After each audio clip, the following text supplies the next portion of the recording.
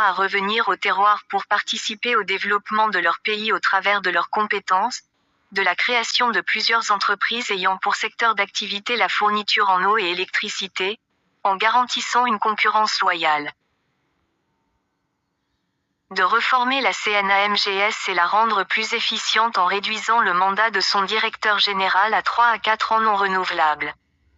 Reprendre le paiement des allocations familiales et de rentrée scolaire et autres indemnités dans toute l'étendue du territoire.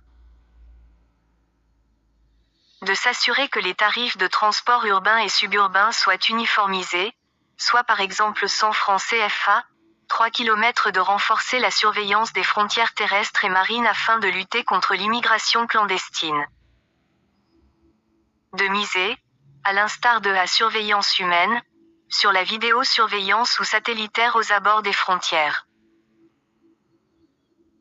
De décréter un état d'urgence pouvant durer 3 mois afin de procéder à des contrôles intenses afin de déterminer le nombre d'immigrés clandestins et les expatriés en défaut de documents justificatifs les permettant de résider dans notre pays.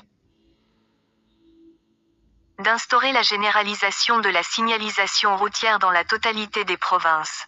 De création d'une société nationale de contrôle technique de véhicules et interdire la circulation de véhicules de plus de 4 ans.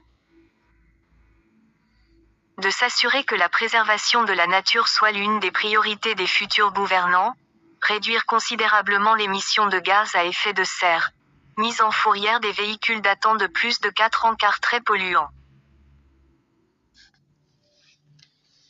De la réduction et l'uniformisation des prix des biens de consommation de première nécessité, envisager des mesures coercitives pour les commerçants qui violeraient l'application de la nouvelle mercuriale des prix, allant des amendes aux peines d'emprisonnement, de l'application ou amélioration des textes de loi relatifs à la décentralisation afin que celle-ci soit appliquée dans des brefs délais. De procéder à l'examen du fichier d'état civil et de l'informatiser. De la construction de plusieurs cimetières à grande capacité dans les 9 provinces et réduire les frais d'inhumation. De veiller à l'assainissement des voiries, du ramassage des ordures ménagères en tout temps sans interruption et selon un programme rigoureux des sociétés en charge de ces questions. De la création de multiples structures d'accueil hospitalières à savoir, 5 CHU dans les villes de plus de 300 000 habitants et au moins 2 à 3 hôpitaux dans les villes de plus de 90 000 habitants. De mettre en place des mesures incitatives à la carrière de médecins et/ou de personnel soignant, du renforcement de capacités et d'octroi de stages pratiques dans les hôpitaux qui regorgent des praticiens ayant une expertise avérée dans le